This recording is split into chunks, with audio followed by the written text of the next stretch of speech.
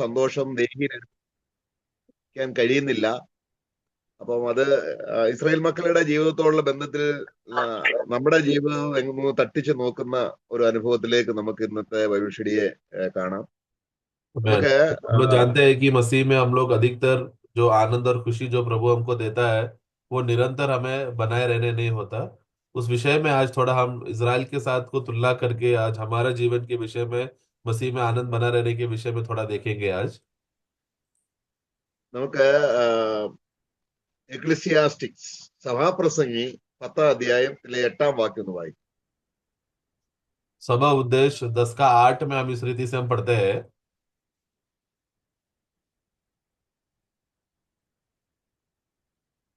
അവിടെ കുഴി കുഴിക്കുന്നവൻ അതിൽ വീഴും, മതിൽ പൊളിക്കുന്നവനെ പാമ്പ് കടിക്കും. बढ़ते कि जो गड्ढा जो खोदेगा वो उसी में गिरेगा और जो बाड़ा तोड़ेगा उसका सर पर डसेगा। ഇത് ഒരു അക്ഷരീയ നിലയിൽ നമ്മൾ എടുത്താലും അത് ശരിയാണ്. എന്നാൽ അത് ദൈവത്തിന്റെ ആത്മാവ് അത് രേഖപ്പെടുത്തിയിരിക്കുന്നത് ഇതിന്റെ ആത്മീയ അർത്ഥം നമ്മള് ഗ്രഹിച്ച് അത് മനസ്സിലാക്കണം എന്നുള്ളതാണ്. अगर देखो ये वचन को अगर हम इस वचन को ऐसे ही उसी अर्थ में अगर हम पढ़ेंगे तो हम जानते हैं कि वो तत्व उसी में सही है करके। लेकिन बाइबल हमको क्यों लिख के दिया है? हमें हमेशा आत्मिक भेदों को आत्मिक अर्थ को समझने के लिए दिया है।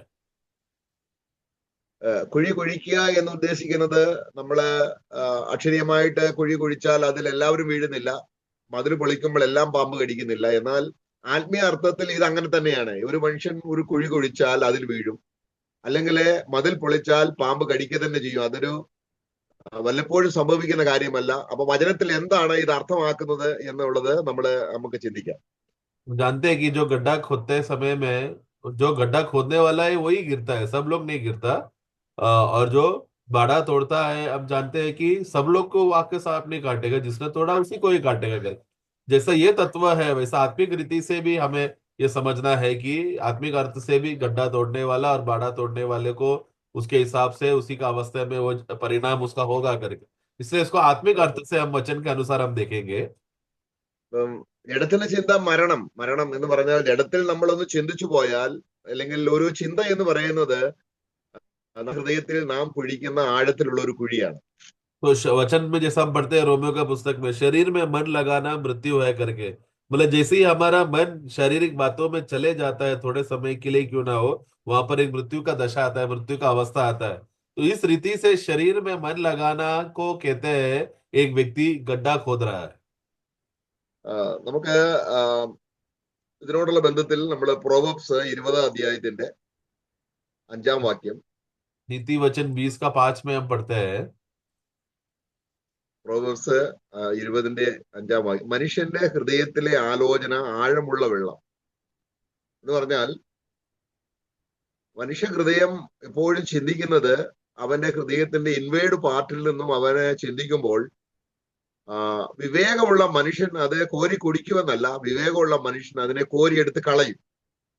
तो जो 5 में हम पढ़ते समय में मनुष्य का मन की युक्ति अथाह तो है, मतलब वो एक गहरा पानी के समान है जो गहरा है। तो भी जो समझ वाला मनुष्य उसे निकाल लेता है, निकाल मतलब वो उस गड्ढे में से जो गहरा पानी है उसमें से बाहर निकाल सकता है। അപ്പൊ നമ്മുടേതായിരിക്കുന്ന ചിന്തക്കനുസരിച്ച് നമ്മളെ മുന്നോട്ട് പോവുകയാണെങ്കിൽ നമ്മൾ കുഴിയിൽ വീഴും. അപ്പം അതിന്റെ അർത്ഥം നമ്മള് പാപത്തിൽ വീഴും, അല്ലെങ്കിൽ മരണത്തില് ആത്മീയമായിട്ട് ദൈവത്തിൽ നിന്ന് അകന്നു പോകുന്ന കുഴിയിലേക്ക് നമ്മൾ വീഴും. കാരണം കുഴഞ്ഞ ചേറ്റിൽ നിന്നും എന്നെ ഉയർത്തി എന്ന് അവിടെ വായിക്കുന്നത് നരകത്തിൽ നിന്ന് പോകുന്ന കാര്യം മാത്രമല്ല, നമ്മുടെ ചിന്തയിൽ വരുന്ന കുഴികൾ, അല്ലെങ്കിൽ നമ്മുടെ ചിന്തയിൽ നമ്മൾ തന്നെ സ്വയം ഉണ്ടാക്കുന്ന വഴി. അതുകൊണ്ടാണ് കർത്താവ് ചിന്തിക്കുന്ന ചിന്തയാണ് ഏറ്റവും സ്ട്രെയിറ്റ് പാത്ത്, അല്ലെങ്കിൽ കുഴിയില്ലാത്ത സ്ട്രെയിറ്റ് പാത്ത് കർത്താവാണ്. ഞാൻ തന്നെ വഴി, ഞാൻ തന്നെയാണ് കുഴിയില്ലാത്ത ചിന്ത. അപ്പം യേശുക്രിസ്തുവിനെ നമ്മുടെ മനസ്സിലേക്ക് ചിന്താവിഷയമാക്കാത്തപ്പോഴെല്ലാം നമ്മൾ നമ്മളെക്കുറിച്ച് ചിന്തിക്കുമ്പോൾ നമ്മളൊരു കുഴി കുഴിക്കുകയാണ്. എല്ലാ മനുഷ്യരും കുഴിച്ച് ആഴത്തിലേക്ക് പോവുക. എന്നാൽ നമ്മൾ ആത്മീയമായിട്ട് നമ്മൾ വരുമ്പോൾ നമ്മുടെ ഹൃദയത്തിലെ ചിന്തകളെ നമ്മൾ പരിശോധിച്ച് അതിനെ പുറത്ത് കളയണം. അതുകൊണ്ട് ജീവിക്കാൻ കൊള്ളത്തില്ല. അതാണ് വിവേകമുള്ള മനുഷ്യൻ അതിനെ കോരിയെടുത്ത് കളയും. तो जो मनुष्य के मन की युक्ति अतः हमेशा गहरा रहता है, मतलब क्या है कि ये मनुष्य जो अपने मनों के अनुसार जीता है, अपने इच्छा के अनुसार जीता है, शारीरिक मन लगाकर जीता है, वो पाप के फंदे में गिर जाता है, उसी फंदे में गिर जाता है। तो जब अपने ही मन की युक्ति में जीने वाला व्यक्ति क्या कर रहा है, वो बहुत एक गहरा खड्डा खड्डा खोदने की कोशिश करते रहता है, और उस खड्डे में वो गिर जाता है, क्योंकि उसका मन का युक्ति उसी रीति से, क्योंकि मनुष्य अपना विचार करते समय में उसी युक्ति में गिरता है। तो हम लोग सब कौन थे, एक बार पाप के दलदल में फंसे हुए थे, और प्रभु ने हमको बचाया और वो चट्टान में हमें खड़ा किया। तो हमें दलदल से बचाया करके बोलते समय में वो सिर्फ नरक से बचाया, उसका उतना ही अर्थ नहीं है, लेकिन हमने जो गलती किया है उसी के वजह से हम लोग उस दलदल वाला खड्डे में हम लोग गिर गए, जो हमारे गलती की वजह से हुआ है। इसीलिए मनुष्य जो जब भी सोचता है वो गड्ढे में गिरने वाला, रास्ते में खड्डे पर ही गिर सके, ऐसा ही उसका अवस्था है।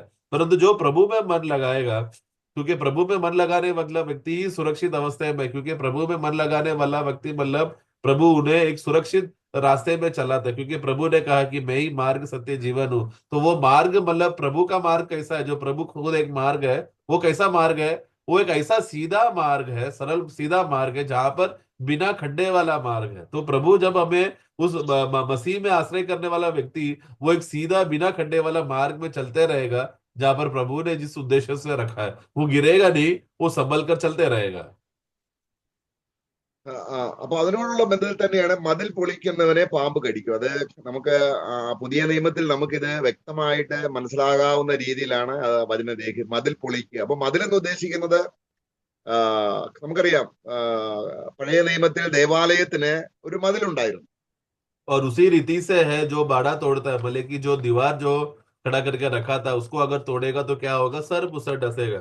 तो हम जानते हैं, इसको दीवार का मतलब हमें समझना है। हम जानते हैं कि उदाहरण के लिए पुराने नियम में जब वो लोग मंदिर बांधते समय में उसमें भी दीवार था, बाड़ा ये था। ആ മതിൽ ചെറുമതിലാണ്. എന്ന് പറഞ്ഞാൽ ശത്രുക്കൾ കയറി വന്ന് അതിൽ നിന്ന് ദേവാലയത്തെ രക്ഷിക്കാൻ വേണ്ടി അല്ല അവിടുത്തെ ചുറ്റും മതിലുള്ളത്. മതിൽ എന്ന് പറയുന്നത് ലോകത്തിൽ നിന്നും ഈ ദേവാലയം വേർപെട്ടതാണ് എന്ന് കാണിക്കാൻ വേണ്ടിയാണ്. അപ്പോൾ വേർപാട് അല്ലെങ്കിൽ വചനത്താൽ വേർപെട്ടിരിക്കുന്ന അല്ലെങ്കിൽ വചനമാണ് ഈ മതിൽ എന്ന് ഉദ്ദേശിക്കുന്നത്. കാരണം ഇസ്രായേൽ മക്കൾക്ക് ചട്ടങ്ങളും നിയമങ്ങളുമാകുന്ന വചനത്തിൽ നിക്ഷിപ്തമായിരിക്കുന്ന ഒരു राज्यमाण इसराइल। यानी कि तो दीवार जब जब वो लोग ने मंदिर के लिए जब बनाते समय में, नहम्याह के समय में जब लोग बनाते समय में, वो एक ऊंचा बड़ा दीवार नहीं था। मतलब क्या कि दीवार बनाया मतलब अभी शत्रु लोग अंदर नहीं आ सकते, उस प्रकार का दीवार नहीं था। उसको वो एक सीमा था, मतलब वो छोटा दीवार था बस, क्योंकि वहां से कोई भी आसानी से बाहर से चढ़कर आ सकता था।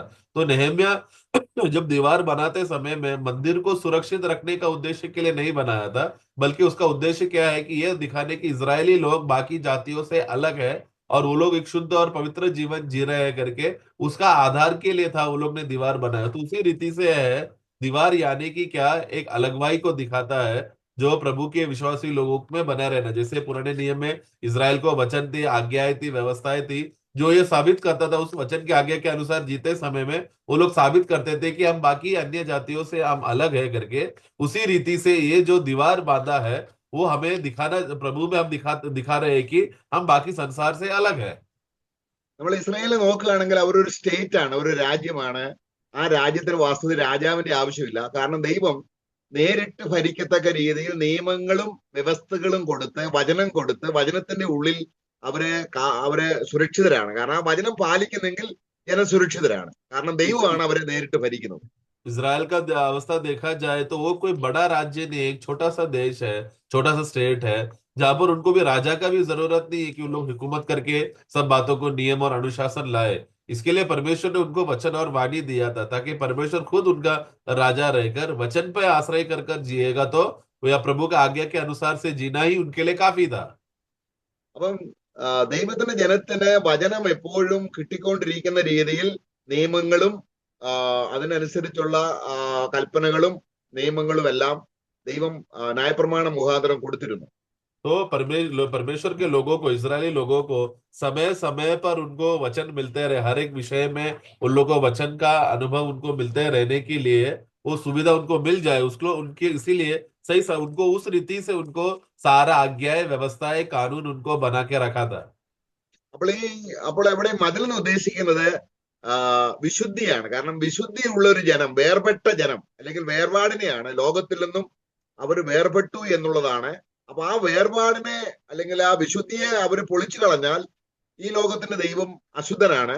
അശുദ്ധമായ രീതിയിലുള്ള കടി അവന് കിട്ടിക്കൊണ്ട് അവൻ കൊടുക്കും. കാരണം വിശുദ്ധി ഇല്ലാത്ത ഒരു ജനത്തെ ഭരിക്കുന്നത് പിന്നെ സാത്താനാണ്. तो इसलिए जो बाड़ा जो दिखाता है या जो दीवार जो बनाया करके दिखाते समय में, वो एक पवित्रता को दिखाता है, अलगवाई को दिखाता है। जब तक उस दीवार बाड़ा खड़ा रहते समय में वो लोग उस पवित्रता में बने रहने का अवस्था को दिखाता है। परंतु जो तोड़ देगा, मतलब क्या, उसने जो प्रभु ने रखा हुआ उस रेखा को तोड़कर जो पवित्रता के लिए प्रभु ने उसको रखा था, उसमें से अगर वो हट गया तो तुरंत क्या करेगा, ये जगत का ईश्वर जो अशुद्ध है, वो इंतजार कर रहे हैं कि लोगों को वो काटने के लिए, तो वो तुरंत वो काटेगा, क्योंकि वो अशुद्ध, वो चाहता है कि लोगों को अशुद्ध बनाए रखे।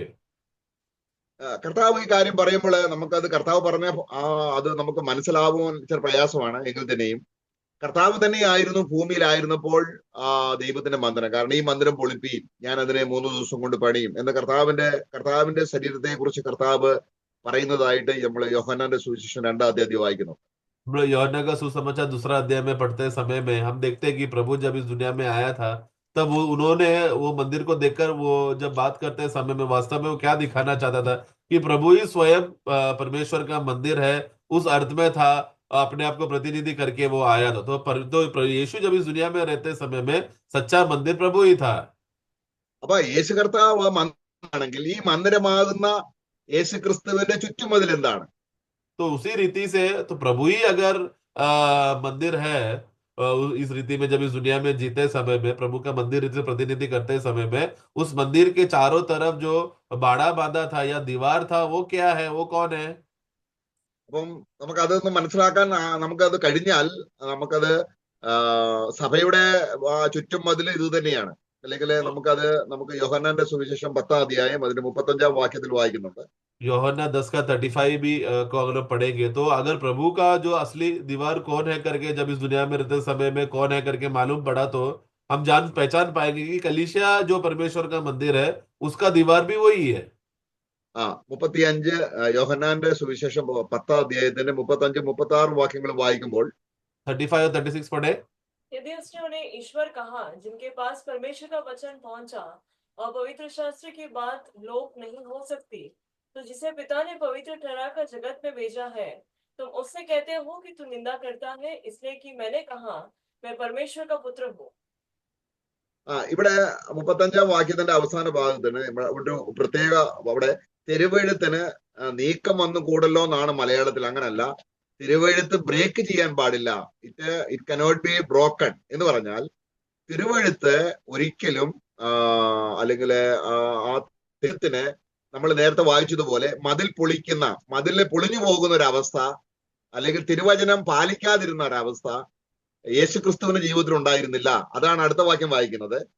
तो यहाँ 35 में पढ़ते समय में पवित्र शास्त्र की बातें लोप नहीं हो सकती, मतलब लोप नहीं हो सकती, मतलब वो कभी टूट नहीं सकती करके, क्योंकि उस अर्थ से था प्रभु ने वचन दिया गया। तो कभी, तो ये प्रभु के जीवन में क्या हो गया, कभी उन्होंने ना तोड़ने के तोड़ा जाए, ना नहीं टूटे, इस रीति से प्रभु ने अपना जीवन जिया था।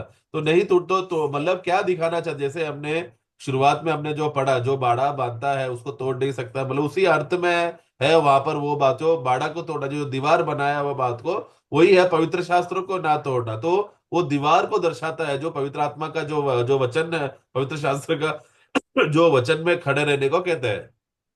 അപ്പൊ കർത്താവായ യേശു തന്നെയാണ് ഈ മന്ദിരത്തിന്റെ വിശുദ്ധി, അല്ലെങ്കിൽ അവൻ തന്നെയാണ് ആ ചുറ്റുമതില്.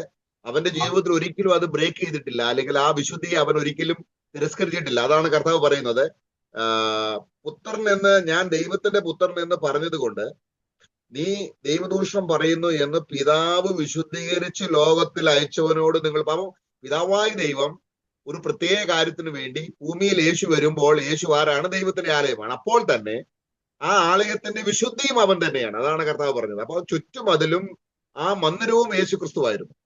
तो हम जानते हैं कि इस दुनिया में जब प्रभु आते समय में प्रभु खुद ही वो पवित्र जीवन जिया और पवित्रता का व्यक्तित्व है प्रभु यीशु मसीह। और सब अपने अपना वही परमेश्वर, जब परमेश्वर ने अपना पुत्र को इस जगत पर भेजते समय में लोगों ने प्रभु पर क्या शिकायत किया कि तू कैसा निंदा कर सकता है, क्या तूने कहा कि तू परमेश्वर का पुत्र है करके, अगला वाक्य में पढ़ते समय में। लेकिन यीशु क्या कहता है कि जिस पिता ने मुझे पवित्र ठहरा कर इस जगत पर भेजा है, तो प्रभु प्रभु अपना गवाही क्या देना चाहता है। प्रभु जब इस दुनिया में आया, वो खुद मंदिर तो है ही, परंतु उसी के साथ साथ मंदिर का पवित्रता भी प्रभु यीशु मसीह है, वो इस वाक्य से बताना चाहता है।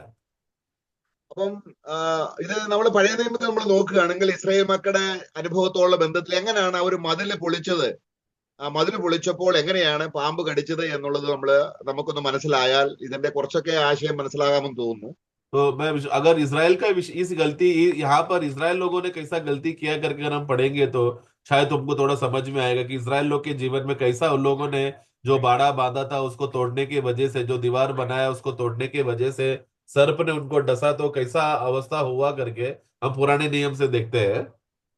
നമ്മളത് സംഖ്യാപുസ്തകം 21-4 മുതൽ 9 വരെയുള്ള വാക്യങ്ങളിലുണ്ട്. അത് നമ്മൾ വായിക്കണ്ട, നമ്മൾ ജസ്റ്റ് അത് നോട്ട് ചെയ്താൽ മതി. സംഖ്യാപുസ്തകം 21-4 മുതൽ 9 വരെ. അപ്പം മതിൽ പൊളിക്കുന്നവനെ പാമ്പ് കടിക്കും എന്നുള്ളത് തീർച്ചയായിട്ടും ഇസ്രായേൽ മക്കളുടെ ജീവിതത്തിൽ സംഭവിച്ച ഒരു കാര്യം. तो अब जो गिनती का पुस्तक में हम पढ़ते समय में, नंबर्स में 21 अध्याय का 4 से 9 तक पढ़ते समय में, वहां पर एक दशा को, एक अवस्था को हम समझते हैं कि किस रीति से उन लोगों ने, इजराइल के लोग जब मजबूरी में जाते समय में प्रभु ने बनाया हुआ बाड़ा या प्रभु ने बताया हुआ वचन को आज्ञाकारिता उन लोग ने आज्ञा तोड़ दिया होने की वजह से तुरंत उन लोगों को सांप आके डसा, सर्प आके डसा करके हम देखते हैं। ये एक डायरेक्ट उदाहरण है जब हम देखते हैं कि जो दीवार बांधा हुआ बात को तोड़ने वाला व्यक्ति को सर्प डसने का बात का एक डायरेक्ट एग्जाम्पल को हम यहाँ पर देखते हैं। അവർക്ക് ദൈവം കൊടുത്തത് അവർക്ക് അവർക്ക് അത് വചനത്തിന്റെ നിഴലായിട്ടാണ് സ്വർഗത്തിലെ മന്ന അവർക്ക് കൊടുത്തത്. हम जानते हैं कि जब परमेश्वर ने जब उनको मन्ना देते समय में वो वचन का छाया को दर्शाते हुए उनको मन्ना दिया था। പക്ഷെ അവർ പറയുകയാണ്, ഞങ്ങൾക്ക് ഈ മന്ന ഞങ്ങൾക്ക് വെറുപ്പാകുന്നു. അതിന്റെ നമുക്ക് വേണമെങ്കിൽ അതിന്റെ 5 പോലുള്ള വാക്യങ്ങൾ വായിക്കുമ്പോൾ, 21-5 പോലുള്ള വാക്യങ്ങൾ, वहां पर उसी संख्या नंबर्स का गणना का 21 का 5 में हम पढ़ते समय में वहां पर हम देखते हैं कि जो लोगों ने जब ये मन्ना को देखा तो उन लोग ने उस मन्ना को उन लोग ने नकारा। അവർ പറയാണ്, ഈ സാരമില്ലാത്ത അപ്പം, ഞങ്ങൾ ഇത് എന്ന് പറഞ്ഞാൽ വെർത്ത്ലെസ് ബ്രെഡ് എന്നാ പറഞ്ഞത്, ഞങ്ങൾക്ക് ഒരു വിലയും ഇല്ലാത്ത ബ്രെഡ്. तो लोग कंप्लेन करने लगे कि ये एक निकम्मा रोटी है करके, मतलब ये रोटी जिसका कोई मूल्यता नहीं, एकदम निकम्मा है करके उन लोग ने कहा। അവർ മന്ന തിന്നിരുന്നെങ്കിൽ അവർ സുരക്ഷിതരാകുമായിരുന്നു. കാരണം അവര് മതിൽ പൊളിക്കുകയല്ല. മതിലിനെ പൊളിക്കുക എന്ന് പറഞ്ഞാൽ ഈ മന്ന ഞങ്ങൾക്ക് വേണ്ട, വചനം വേണ്ട. ഉടനെ എന്ത് ചെയ്തു? ദൈവം അവരെ കടിക്കാൻ വേണ്ടി അഗ്നിസർപ്പങ്ങളെ അയക്കുന്നു. तो वो लोग अगर ये मन्ना को अगर खा लिया होता तो मतलब क्या हो रहा है, वो लोग ने वचन को पालन किया है और वो लोग एकदम सुरक्षित अवस्था में खुशी से वो लोग उस मरुभूमि को पार कर सकते थे। लेकिन वो लोग मन्ना नहीं चाहिए करके बोलते समय में वो लोग ने क्या किया, परमेश्वर का वचन को वो लोग ने ठुकराया। तो जैसा हमने पढ़ा कि जो बाड़ा तोड़ता है या जो दीवार तोड़ता है उनको सर्प काटेगा, वही अवस्था यहाँ पर लोगों को हुआ। वचन को ठुकराने की वजह से उन लोगों को अग्नि सर्प ने आकर काटा, डसा। ഇത് തന്നെയാണ് ഏദൻ തോട്ടത്തിലും സംഭവിച്ചത്. यही बात हम लोग ईदन वाटिका में भी यही बात हुआ था, ईदन बगीचे में। ദൈവത്തിന്റെ വചനം അവര് ബ്രേക്ക് ചെയ്തപ്പോൾ സാത്താന് അവരുടെ ഉള്ളിൽ പ്രവേശനം ലഭിച്ചു. സാത്താനാൽ കടിക്കപ്പെട്ടു. പാപം വിഷം പോലെ അവരുടെ ഹൃദയത്തിലേക്ക് പ്രവേശിച്ചു. परमेश्वर का वचन को जब उल्लंघन किया, परमेश्वर का वचन को तोड़ा, तो हम देखते हैं कि शैतान को उनको बेस मिला, आधार मिला वो उनमें प्रवेश करने के लिए और उनको डसने के लिए। तो जैसे ही वचन का आज्ञा टूटा, पाप उनमें प्रवेश किया और वो लोग पाप का जहर में वो लोग गिर गए। അപ്പോൾ ഇനി അവർക്ക് രക്ഷപ്പെടാന് വീണ്ടും മതില് ദൈവം പറയുന്ന വചനം കേൾക്കുക എന്നുള്ളതാണ്. ഇനി അവർക്ക് ആ വിഷം ഇറങ്ങിപ്പോയി അവർ രക്ഷപ്പെടണമെങ്കിൽ, ജീവിക്കണമെങ്കിൽ ഉടനെ ദൈവത്തിന്റെ വചനം കേൾക്കണം. വേറും ദൈവത്തിന്റെ വചനം എപ്പോഴും ഒരു മധുര പോലെ അവർക്ക് വരികയാണ്, സുരക്ഷിതത്വം കൊടുക്കുകയാണ്. ദൈവത്തിന്റെ വചനം അവർക്ക് ആഹാരമായിട്ട് വരികയാണ്. അവർ പറയുകയാണ് നല്ല. അപ്പം എന്താണ്? പാമ്പിന്റെ രൂപം ഉണ്ടാക്കി അതിനെ നോക്കുക, അപ്പോൾ ജീവിക്കും. അതും ദൈവത്തിന്റെ വചനമാണ്. तो इसके लिए तो अभी अभी लोग कैसा बच सकते हैं? जो लोग जिसको सर्प ने जिसको डसा है, बचने का रास्ता क्या है? जिस वचन को लोग ने तोड़ा उसी वचन पर उनको खड़ा रहना पड़ेगा। यानी कि परमेश्वर ने जो बात बोला है उसको मानेगा, तो ही वो लोग उसमें बच सकते हैं, तो ही वो जहर निकल कर वो लोग खुशी से बच सकते हैं। तो वो जहर निकलने के लिए प्रभु ने उनको तुरंत वचन दिया, जो गणना का पुस्तक में हम 21 में हम पढ़ते हैं कि प्रभु ने कहा कि उसको वो तुम लोग एक पित्तल का सर्प को लेकर उसको तुम लोग देखना। तो वो जो प्रभु ने जो बोला उसी वचन को वो लोग ने माना, और जैसे ही वो लोग ने माना वो लोग बच गए। അപ്പോൾ ജാതികളായ നമ്മളോടുള്ള രക്ഷയ്ക്കും ഈ സന്ദർഭമാണ്, ഈ കാര്യമാണ് മോശ മരുഭൂമിയിൽ സർപ്പത്തെ ഉയർത്തതുപോലെ മനുഷ്യപുത്രൻ ഉയർത്തേണ്ടതാകുന്നു. അവനെ നോക്കിയാൽ ജീവിക്കും. അത് ദൈവത്തിന്റെ കൽപ്പനയാണ്, ദൈവത്തിന്റെ വചനമാണ്. ആ വചനം ലംഘിക്കുന്ന, അല്ലെങ്കിൽ ആ വചനം നമ്മൾ സ്വീകരിച്ചപ്പോൾ, അല്ലെങ്കിൽ ആ വചനം നമ്മള് അംഗീകരിച്ചപ്പോൾ ആ വചനം നമുക്കൊരു മതിലായിട്ട് സുരക്ഷിതമായിട്ട് നമുക്ക് തീർന്നു, तो നമുക്ക് इसके लिए जैसा രക്ഷയായിട്ട്. जैसा पुराने नियम में मूसा को आज्ञा दिया था, वही बात प्रभु ने नए नियम में भी हमको, यूहन्ना का पुस्तक 3 अध्याय में हम पढ़ते समय में प्रभु यूहन्ना वहां पर कहता है कि जैसा मूसा को परमेश्वर ने आज्ञा दिया कि पित्तल का सर्प को बनाकर उसको ऊंचाई में रखो, उसी रीति से जो कोई भी प्रभु यीशु मसीह पर विश्वास करेगा वो उद्धार पाएगा। तो जो उसी रीति से है, और वो क्या है, वो आज्ञा है जो परमेश्वर ने हमको दिया गया है, जिसको हमें मानना है। वो वचन है जो हमें मानना है, जिसके वजह से जिस दिन हम लोग उस प्रभु का वचन को मानेगा तो क्या होगा, हम उद्धार मिलेगा। जो जहर हम में था वो उससे हम बच सकते हैं। और वो वचन मानने की वजह से क्या हो गया, प्रभु हमारे लिए एक बहुत बड़ा दीवार बन जाता है, वचन हमारे लिए आश्रय बनता है, हम प्रभु हमारे शरण स्थान बनता है, जिसकी वजह से एक बहुत बड़ा दीवार में हम लोग सुरक्षित है। ഇനിയും നമ്മൾ കാണുന്നത് പിന്നെ ഇസ്രായേൽ മക്കൾ പിന്നെയും യാത്ര ചെയ്യുകയാണ്. അതിന്റെ उसके बाद പുറപ്പാട് പുസ്തകം 15 അധ്യായത്തിൽ നമ്മൾ വരുന്നത്, അവര് ജനത്തിന് ഈ വചനത്തിന്റെ പരിപോഷണം കിട്ടാതെ ജനം ക്ഷീണിച്ചപ്പോൾ അവരെ മാറ എന്ന് പറയുന്ന സ്ഥലത്ത് ജീവിതം കലക്കത്തിന്റെയും കയ്പിന്റെയും അനുഭവത്തിലേക്ക് വരുമ്പോൾ ദൈവം വീണ്ടും അവരെ വചനം കൊണ്ട് രക്ഷിക്കുന്ന, വചനം കൊണ്ട് അവർക്ക് പ്രൊട്ടക്ട് ചെയ്യുന്ന, ക്രിസ്തുവിനെ കാണിച്ചു കൊടുക്കുന്ന ആ രീതിയാണ് വീണ്ടും ദൈവം സ്വീകരിക്കുന്നത്. यहाँ पर जो हम लोग निर्गमन का पुस्तक अगर जब 15 अध्याय में पढ़ते समय में इजराइल लोग को आगे का जीवन में भी हम देखते समय में, जब सारे इजरायली लोग यात्रा में करते समय में वचन का कमी होने की वजह से वो लोग थक गए, तो वो लोग मारा करके एक जगह पर वो लोग वहां पर आया, जो अब देखते हैं कि कड़वाहट को दिखाता है। यानी कि क्या हो गया था, उनका जीवन में प्रभु का वचन का बढ़ोतरी नहीं होने की वजह से वो लोग कड़वापन में और दुखी अवस्था में वो लोग पहुंच गए थे। അവിടെ ദൈവം ഒരു വൃക്ഷം കാണിച്ചു കൊടുത്തു. परमेश्वर ने वहां पर उनको एक पेड़ दिखाया, ആ വൃക്ഷം വെള്ളത്തിൽ ഇട്ടപ്പോ ആ വെള്ളം മധുരമായി തീർന്നു. और जैसे ही वो वृक्ष का टुकड़े को लेकर जब उन लोग ने उस पानी में डाला तो वो पानी का कड़वाहट हटकर मीठा हो गया। അപ്പൊ നമ്മുടെ ഹൃദയത്തിൽ കയ്പ് അല്ലെങ്കിൽ ജഡത്തിൻ്റെതായ കാര്യങ്ങൾ എപ്പോഴും നമ്മുടെ ഹൃദയത്തിൽ വരുന്നത് നമ്മൾ വചനം ബ്രേക്ക് ചെയ്യുമ്പോഴാണ് സാത്താന്റെ പ്രകൃതി നമ്മുടെ ഹൃദയത്തിലേക്ക് വരുന്നത്. तो हमारे जीवन में जब भी कड़वाहट के समय में रहते समय में वचन का मिठास को जब हम लोग अनुभव करके वचन को स्वीकारते समय में जब मिठास हमारे अंदर प्रवेश करता है, तो ही हमारे अंदर का वचन के बल के वजह से सारा दुख और प्रयास हट जाता है। നമുക്ക് ഇസ്രായേൽ മക്കൾക്കുണ്ടായ അനുഭവത്തെ നമുക്ക് ഇബ്രായ ലേഖനം 12 അധ്യായം इब्रानियों का पुस्तक 12 अध्याय വാക്യത്തിൽ में, വായിക്കുമ്പോൾ, എബ്രായ ലേഖനം 12:15 इब्रानियों 12 का 15 में हम पढ़ते हैं, ആരും ദൈവകൃപ വിട്ട് പിന്മാറുകയും വല്ല കയ്പുള്ള വേരും മുളച്ച് കലക്കമുണ്ടാക്കി അനേകർ അതിനാൽ മല്ലപ്പെടുകയും. അപ്പോൾ നമ്മുടെ ഹൃദയത്തിലേക്ക് കയ്പ്, അല്ലെങ്കിൽ ഈ കയ്പ് വരുന്നത് എന്താണ്, വചനം ബ്രേക്ക് ചെയ്ത് കഴിയുമ്പോൾ ഹൃദയത്തിലേക്ക് കയ്പ് വരും. അതുകൊണ്ടാണ് കർത്താവായ യേശു ക്രിസ്തുവാണ് ഈ ഭൂമിയിൽ ഒരിക്കലും വചനം ബ്രേക്ക് ചെയ്യാതെ ആ മന്ദിരമായും മന്ദിരത്തിന്റെ വിശുദ്ധിയായും നിലനിന്ന ഏക വ്യക്തി കർത്താവായ യേശു ക്രിസ്തുവാണ്. हम जानते हैं कि इब्रानियों का पुस्तक 12 का 15 में पढ़ते समय में जो कोई और कोई कड़वी जड़ अगर फूट कर उनको कष्ट दे, यानी कि क्या कड़वाहट को क्या दिखाता है, प्रभु का वचन का कमी होने की वजह से आपस में कड़वाहट फूट कर क्या होता है, हमें उसमें हम गिर सकते हैं, एक दुख की अवस्था में आ सकता है। इसके लिए हमें उसमें बना रहना है। ऐसा सब मनुष्य इसमें गिरते हैं, परंतु हम जानते हैं कि यीशु मसीह एकमात्र ऐसा मनुष्य था जिनके जीवन में दूसरे ओर के विषय में कभी भी कोई भी कड़वाहट का जड़ फूटकर नहीं आया था। അപ്പോൾ ആ കയ്പിന്റെ സ്ഥാനത്തേക്ക് നമ്മൾ വീണ്ടും യേശു ക്രിസ്തുവിനെ ആ കയ്പിന്റെ സ്ഥാനത്തേക്ക് നമ്മൾ കൊണ്ടുവന്നാൽ നമ്മുടെ ഹൃദയത്തിൽ നിന്ന് കയ്പ് നീക്കി വീണ്ടും ആ മതിൽ കെട്ടി നമ്മെ വിശുദ്ധിയിൽ, അതാണ് ദൈവത്തിന്റെ വചനം എപ്പോഴും കർത്താവ് പറഞ്ഞത്, നിന്റെ സത്യത്താൽ അവരെ വിശുദ്ധീകരിക്കണമേ, നിന്റെ വചനം സത്യമാകുന്നു. അപ്പോൾ നമ്മുടെ ജീവിതത്തിൽ വചനം എപ്പോൾ നമ്മള് ബ്രേക്ക് ചെയ്തിട്ട് ലോകത്തിലേക്ക് തിരിയുന്നോ അപ്പോൾ സാത്താന്റെ കടി നമുക്ക് ഏൽക്കും. അത് നമുക്ക് പക, അസൂയ, പിണക്കം ഇതൊക്കെ ഉളവാക്കുന്നു, നമ്മുടെ ഹൃദയത്തിൽ കയ്പുണ്ടാക്കുന്നു.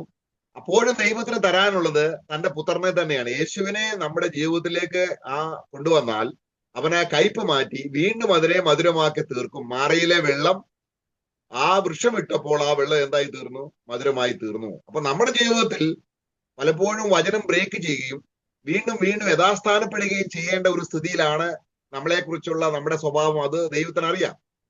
तो इसके लिए जहां पर भी कड़वाहट का जड़ अगर फुट के आए तो वहां पर तुरंत हमें मसीह को लेकर हमें बदलना है, क्योंकि कड़वाहट को हटना है तो उस जिसके जगह पर मसीह आया तो ही हमें उसमें आश्वासन मिलेगा। कड़वाहट हटकर मिठास का अवस्थे में होगा, क्योंकि यीशु मसीह का स्वभाव और जीवन में ही अमृत जैसा और मिठास का स्वभाव का अनुभव आ सकता है। क्योंकि वचन का जब जैसे ही हम लोग वचन का पालन को हम लोग तोड़ देते हैं, वचन जो वचन में हमें बना रहना चाहिए था उसमें से अगर हम हट जाएगा तो तुरंत क्या करेगा? शैतान आएगा और वो हमें डसेगा। और उस वचन का आश्रय पे ना बने रहने की वजह से और शैतान आकर डसने की वजह से क्या हो गया? तुरंत विश्वासियों के जीवन में कड़वा, डाह, ईर्ष्या, नफरत, भेदभाव, इस प्रकार का सारा नकारात्मक स्वभाव बढ़कर वो कड़वाहट का जड़ में वो फिर कार्य करने लगेगा। तो इससे हमें बचना है तो हमें हमारे जीवन में मिठास चाहिए तो हमें प्रभु यीशु मसीह को ही आश्रय करना पड़े। जैसे मिस्र देश में हमने एक्सोडस के निर्गमन 15 का 23 में हमने पढ़ा था कि मारा का उस अनुभव जो कड़वाहट को दिखाता है उससे अगर हटना है तो वो जैसे कि वो लोग ने उस वृक्ष का टुकड़े को वो लोग ने पानी में डालकर पानी को मीठा किया, उसी रीति से वचन को अगर हमें हमारे जीवन में डालेगा तो सारा कड़वाहट हटकर हमारा जीवन में वापस मिठास आएगा। അപ്പൊ അത് പുറപ്പാട് പുസ്തകം 15-ന്റെ 25-ാം വാക്യം ഒന്ന് വായിക്കാം. അപ്പൊ हम लोग ജനത്തിനെ ദൈവം മനസ്സിലാക്കി കൊടുക്കുകയാണ്, ഒരിക്കൽ വചനം തോടി ചെയ്താൽ, വചനം പൊട്ടിച്ചു കളഞ്ഞാൽ, വചനം ബ്രേക്ക് ചെയ്താൽ എങ്ങനെയാണ് പാമ്പ് കടിക്കുന്നത്, എങ്ങനെയാണ് ആ പാമ്പ് കടിയിൽ നിന്നും അവർ വീണ്ടും രക്ഷപ്പെട്ട് വീണ്ടും യഥാസ്ഥാനപ്പെടുന്നത്. അങ്ങനെ യഥാസ്ഥാനപ്പെടാനുള്ള വഴി കാണിച്ചു കൊടുത്തിട്ട് ദൈവം അവർക്ക് അതൊരു ചട്ടവും നിയമവുമായി കൽപ്പിച്ചു എന്നാണ് വായിക്കുന്നത്. നമുക്കത് 15-ന്റെ 25-ാം വാക്യം. तो हम अगर जैसे ही लोग वचन तोड़ने की वजह से कड़वाहट का अवस्थे में आ गया और उस कड़वाहट का अवस्थे से आकर प्रभु उनका जीवन को बदल कर वापस मिठास में लाता है और मीठापन में लाने के बाद फिर परमेश्वर उसी बात को प्रभु का आज्ञा बनाता है करके हम पढ़ेंगे। हम लोग वो निर्गमन का पुस्तक 15 का 25 और 26 पढ़ना। उसने यहोवा की दुहाई दी और यहोवा ने उसे एक पौधा बतला दिया जिसे जब उसने पानी में डाला तब वह पानी मीठा हो गया। वही यहोवा ने उनके लिए एक विधि और नियम बनाया। हाँ, बस बस। അപ്പം വെള്ളം, കയ്പുള്ള വെള്ളം മധുരമായപ്പോൾ ദൈവം എന്ത് ചെയ്യുന്നത്? ചട്ടങ്ങളും നിയമങ്ങളും കൊടുത്തു എന്ന് പറഞ്ഞാൽ ആ ചട്ടവും നിയമവും പാലിക്കണമെങ്കിൽ, വചനം പാലിക്കണമെങ്കിൽ ഈ വചനത്താൽ കയ്പ് മാറിയ ഒരു സ്ഥിതി ഹൃദയത്തിനുണ്ടാകണം. ഒരു കയ്പുള്ള ഹൃദയത്തിൽ വചനം പാലിക്കാൻ പറ്റത്തില്ല. तो इसके लिए जैसे ही उन लोगों को पानी को मीठा करके देने के बाद तुरंत ही वहां पर यहोवा परमेश्वर ने क्या किया? वहां पर एक विधि और नियम बताकर उनको उसमें चलने के लिए वहां पर उनको व्यवस्था दिया या आज्ञा दिया। तो यानी कि मतलब क्या है? ये कौन इस विधि और आज्ञा और नियम पर चल सकता है? जिसके हृदय से कड़वाहट हट चुका है। जिसके हृदय में कड़वाहट भरा रहेगा वो परमेश्वर का वचन का पालन नहीं कर सकता।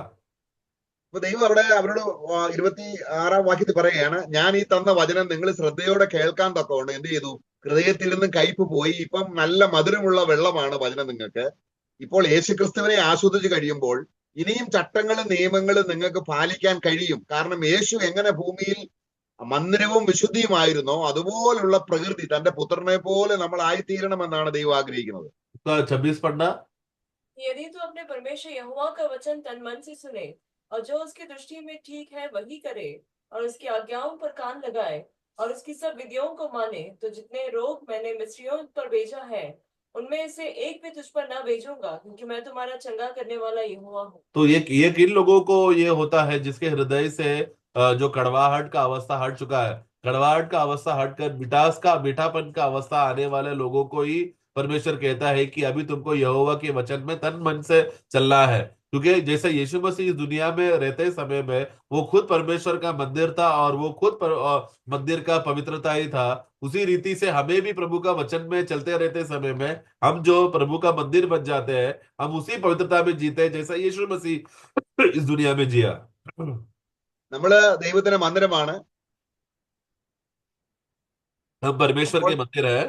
അപ്പോൾ തന്നെ ദൈവത്തിന്റെ വചനം നമുക്ക് ചുറ്റും മതിലായി നമുക്ക് ആയിത്തീരുകയാണ്. उसी के साथ उसी के समय में परमेश्वर का वचन हमारे चारों तरफ दीवार बन जाता है। അങ്ങനെ ജനം സന്തോഷിച്ചു വന്നപ്പോൾ അവരെ എത്തുന്ന സ്ഥലത്ത് എലീമിൽ എത്തിയപ്പോൾ അവിടെ 12 നീരുറവും, കാരണം വെള്ളത്തിന് ഒരു ക്ഷാമവും ഇല്ലാത്ത ഒരു അവസ്ഥയിലേക്ക്, അല്ലെങ്കിൽ വചനം എത്ര കിട്ടിയാലും അത് പാലിക്കാനും തിന്നാനും കുടിക്കാനും കഴിയുന്ന രീതിയിലേക്കുള്ള ഒരു അണ്ടർസ്റ്റാൻഡിങ്ങിലേക്ക് ജനം എത്തി. അവിടെ 12 നീരുറവും 70 ഈന്തപ്പനയും ദൈവം അവർ കൊടുത്തു എന്നാണ് വായിക്കുന്നത്. കാരണം ജനം കയ്പ് മാറിക്കഴിഞ്ഞാൽ എത്ര സന്തോഷമാണ് എന്നുള്ളതാണ് ഇവിടെ കർത്താവ് കാണിച്ചു കൊടുക്കുന്നത്. 27 पढ़ना। तब वे एलीम को आए जहाँ पानी के 12 सोते और 70 खजूर के पेड़ थे, और वहां उन्होंने जल के पास डेरे खड़े किए। तो यहाँ पर देखो, जैसे ही वो लोग वचन के अनुसार, वो लोग वचन को तन मन रख के अनुसार वचन यहोवा परमेश्वर का बात मानकर चला, तो आगे चलते चलते उनको क्या हो गया, वो लोग एलीम का जगह पर वो लोग पहुंचा जहां पर उन लोगों को 12 सोते का पानी मिला। मतलब क्या है कि एक बार कड़वाहट हटकर प्रभु का वचन में तन मन रखकर पवित्र जीवन जीते रहेगा तो हम लोग कैसा स्तर में पहुंचेंगे, एक ऐसा स्तर में पहुंचेंगे जहां पर पानी का श्रोता निरंतर रहेगा, यानी कि वचन की कमी नहीं रहेगा, वचन में बढ़ोतरी पाने का सब प्रकार का अवस्था सुविधा में हम लोग बढ़ जाएंगे। അപ്പൊ നമ്മൾ സഭയായിട്ട് ആ ഒരു ഉന്നതമായ മണ്ഡലത്തിലേക്ക് എത്തിച്ചേരാൻ കാരണം 12 നീരുറവ്, 12 എന്ന് കാണിക്കുന്നത് ദൈവവചനത്തിന്റെ ഒരു പൂർണ്ണതയാണ്, 70 കാണിക്കുന്ന ഒരു പൂർണ്ണതയാണ്. ദൈവവചനത്തിൽ വളരെ അനുഗ്രഹിക്കപ്പെട്ട 2 സംഖ്യകളാണ് അവിടെ കാണിക്കുന്നത്. അവര് ദൈവം അവരുടെ കയ്പ് മാറ്റി, അവർക്ക് നിരന്തരം വചനം കിട്ടുകയും എപ്പോഴും ആത്മാവിന്റെ സന്തോഷവും ആത്മാവിന്റെ ആ മഹത്വത്തുമുള്ള അറ്റ്മോസ്ഫിയറിലേക്ക്, ആ ഒരു മണ്ഡലത്തിലേക്ക് അവർ പ്രവേശിച്ചു. ഇനിയും അപ്പൊ അത് ആ ഒരു നിലയിൽ നമ്മുടെ സഭാജീവിതം എത്തിച്ചേരാനുള്ള എല്ലാ പ്രൊവിഷൻസും ഒരുക്കിയിട്ടുണ്ട്. എന്നാൽ എപ്പോൾ കയ്പ് വന്നോ അവിടെ നമ്മളെ കാര്യം മനസ്സിലാക്കി ഏറ്റുപറഞ്ഞ് വീണ്ടും ആ മധുരത്തിന്റെ അനുഭവത്തിലേക്ക് കൊണ്ടുവരാനുള്ള ബാധ്യസ്ഥത നമ്മുടെ ഓരോ വ്യക്തി ജീവിതത്തിലും നമുക്കുണ്ട്.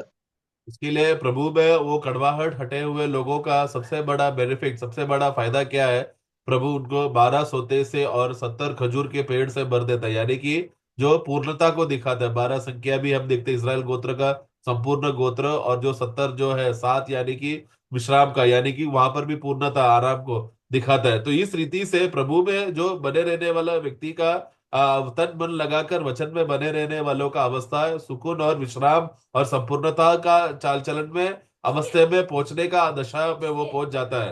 इसके लिए विश्वासियों के जीवन में शायद कभी कड़वाहट आ सकता है, तो कड़वाहट आया तो क्या करना है, वो उसका जिम्मेदारी है, तुरंत वो वापस उस श्रोते के पास आए, उस क्योंकि वचन का कमी नहीं, वचन का भरपूरता से है, तो वो जिम्मेदारी है कि वो विश्वासी तुरंत मन फिरकर उस कड़वाहट को हटाने के लिए अपने आप को समर्पण करे, प्रभु के वचन पर आश्रय करे। അപ്പൊ എങ്ങനെയാണ് കർത്താവ് നമ്മളെ പുതിയ നിയമത്തിൽ ഈ കയ്പ് മാറ്റി, അല്ലെങ്കിൽ നമ്മൾ പാമ്പിനാൽ കടിയേറ്റവരാണ്, ആദാം മുതൽ നമ്മള് പാമ്പിനാൽ കടിയേറ്റവരാണ്, ആ വിഷം എങ്ങനെ ഇറക്കി വിട്ടു, എങ്ങനെയാണ് കർത്താവ് നമ്മുടെ ജീവിതത്തെ മധുരമാക്കിയത്, അതിനൊരു ബേസ് ഉണ്ട്, അതിനൊരു അടിസ്ഥാനമുണ്ട്. അതാണ് യേശുക്രിസ്തുവിനെ നമുക്ക് ദൈവം എല്ലാ രംഗത്തും കാണിച്ചു തരികയാണ്. അപ്പൊ നമ്മുടെ മനസ്സ് എപ്പോഴും ഈ വചനം എപ്പോഴും ബ്രേക്ക് ചെയ്യാനായിട്ട് അതിനൊരു പ്രവണതയുണ്ട്, അതിനൊരു ടെൻഡൻസി ഉണ്ട്, അതിന് കഴിവുണ്ട്. വചനം ബ്രേക്ക് ചെയ്യാൻ ഒരു കഴിവ് നമ്മുടെ മനസ്സിനുണ്ട്.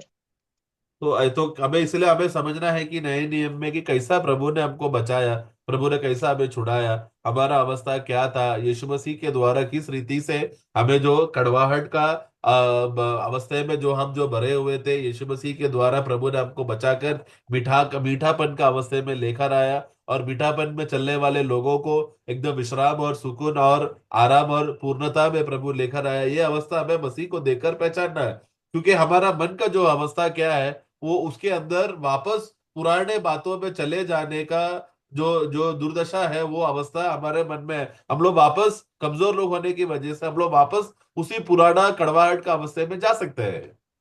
അപ്പൊ നമ്മള് കൊലോസ്യ ലേഖനം 1-ാം അധ്യായത്തിന് 21-ാം വാക്യത്തിൽ കർത്താവ് പറയുകയാണ്, ദൈവത്തിന്റെ വചനം പറയുകയാണ്, നമ്മുടെ മനസ്സാണ് എപ്പോഴും ദൈവത്തിൽ നിന്ന് അകന്നു പോകുന്നത്. എന്ന് പറഞ്ഞാൽ മനസ്സുകൊണ്ട് നമ്മൾ ദൈവത്തോട് അകന്ന് ദുഷ്പ്രവൃത്തികൾ ചെയ്യുന്നു. കാരണം മനസ്സ് വചനം ബ്രേക്ക് ചെയ്ത് വചനത്തിന്റെ ആസ്വാദനം വേണ്ട ലോകത്തിന്റെ കാര്യങ്ങളാണ് നമ്മളെ മൊബൈലും ഇവിടുത്തെ കോമഡി ഷോകളും ഒക്കെയും നമുക്ക് ഹൃദയത്തിന് സന്തോഷം തരുന്നത് കൊണ്ട് മനസ്സ് അതിന്റെ രുചി പറ്റിയത് കൊണ്ട് എന്ത് ചെയ്യുന്നു, ലോകത്തിലേക്ക് തിരിയുന്നു.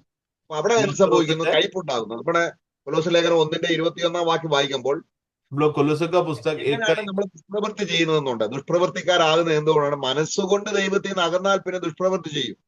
कोलोसे 1 का 21 पढ़ना।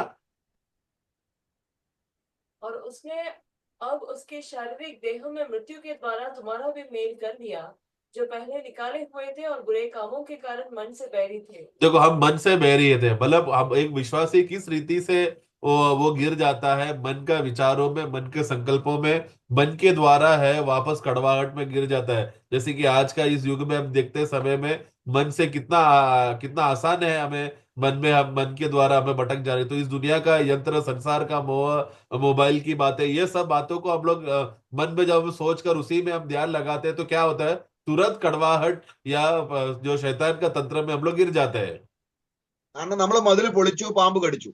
क्योंकि हमने क्या किया, जब मन से हम लोग संसार की बातों में मन लगाया तो हमने तुरंत दीवार को तोड़ दिया और सर्प आके काट डस लिया।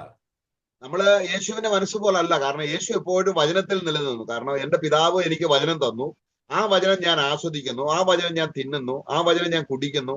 അതാണ് കർത്താവ് യോഹന്നാന്റെ സുവിശേഷത്തിൽ പറയുന്നത്. तो हम लोग, हमारा मन यीशु का मन के जैसा मन नहीं है। हम लोग जल्दी वापस हम लोग हमारा मन फिसलता है, संसार में चला जाता है, परंतु यीशु ऐसा नहीं था।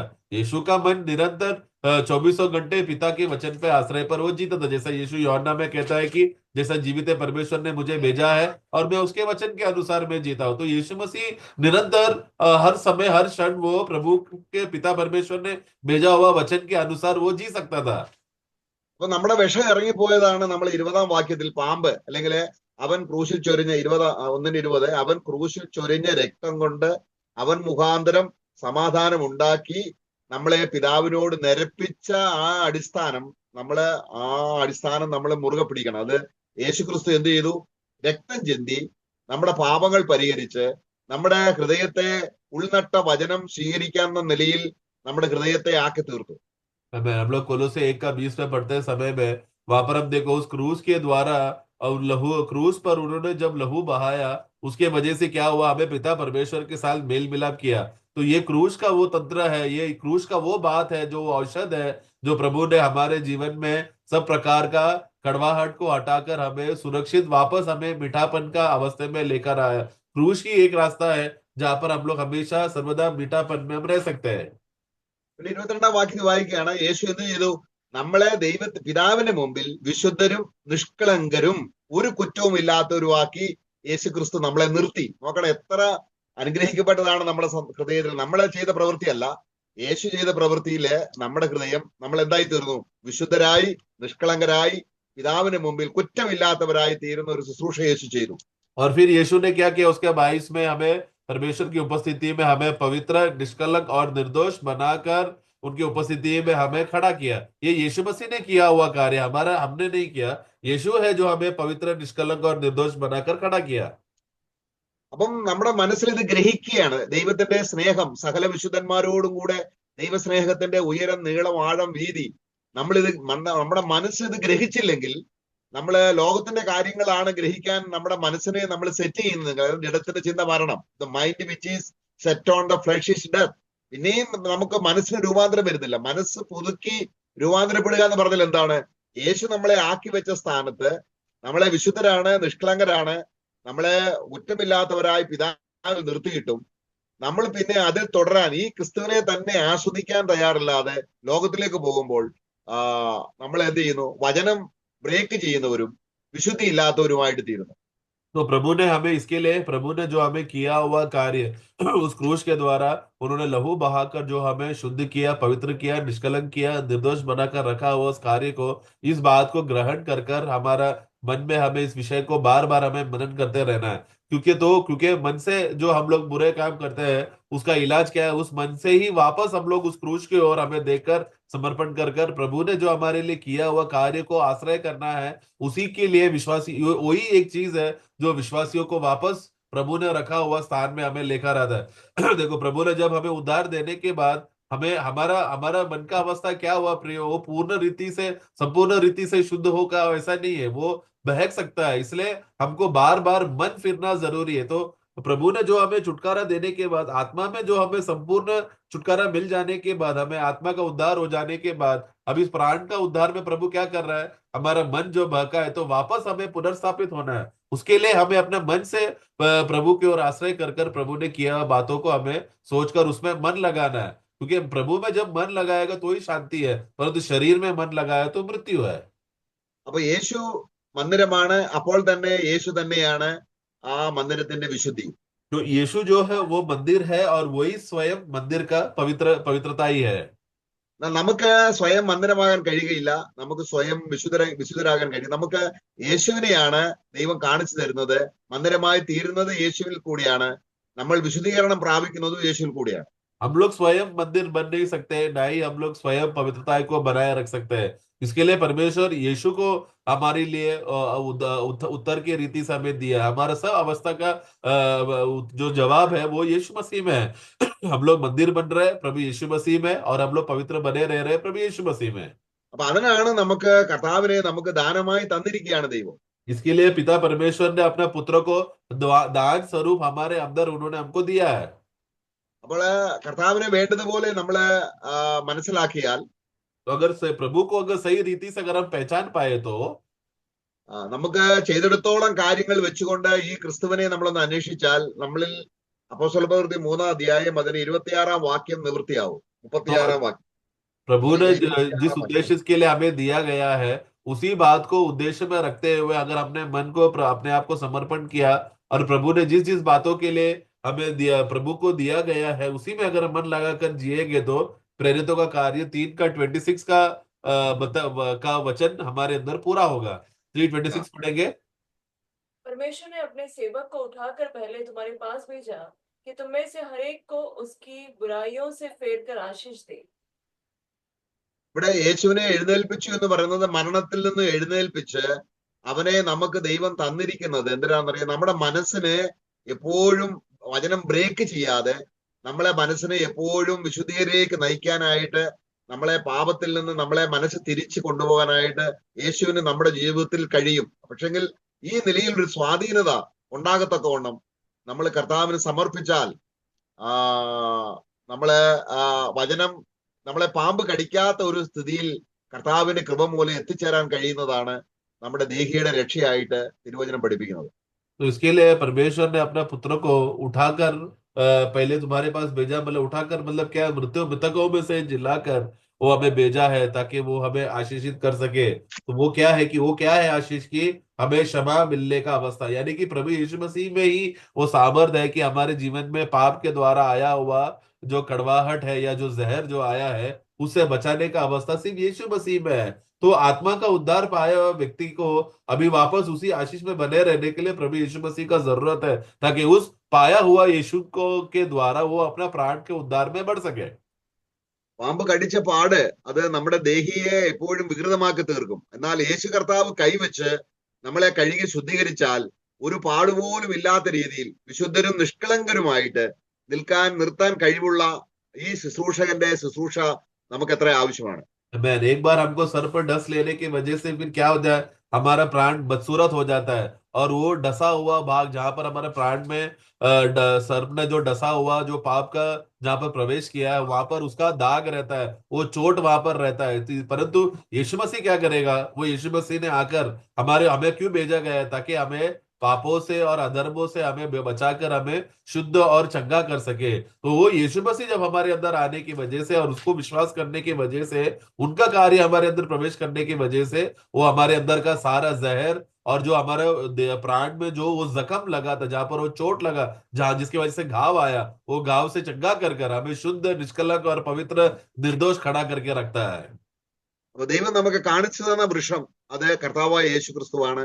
അത് നമ്മുടെ കലക്കമാകുന്ന ഹൃദയത്തിലേക്ക് അവനെ അനുവദിച്ചു കൊടുത്താൽ അവൻ അതിനെ ശുദ്ധമാക്കും, വിശുദ്ധീകരിക്കും, അതിനെ മധുരമാക്കും.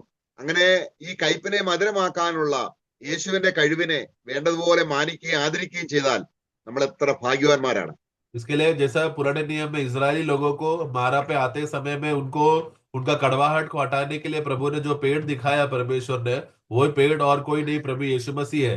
हमारे जीवन में आया हुआ कड़वाहट और दुख, ईर्ष्या, नफरत का स्वभाव से बचने के लिए परमेश्वर ने हमें पुत्र को दिया है उस पेड़ के रूप में, जो हमारे जीवन में आकर हमें आशीष देता है। उस प्रभु को स्वीकार कर उसमें बना रहा तो आगे चलकर हमें उनका कार्य के द्वारा जो हमें मिला हुआ फायदा में हमें बने रहने हो पाएगा, जो हमें निर्दोष, निष्कलंक और हमें पवित्र बनाए रखता है। നമുക്ക് എഫെസ്യ ലേഖനം 5-ാം അധ്യായത്തിലെ ആ വാക്യം കൂടെ വായിച്ച് അവസാനിപ്പിക്കാം.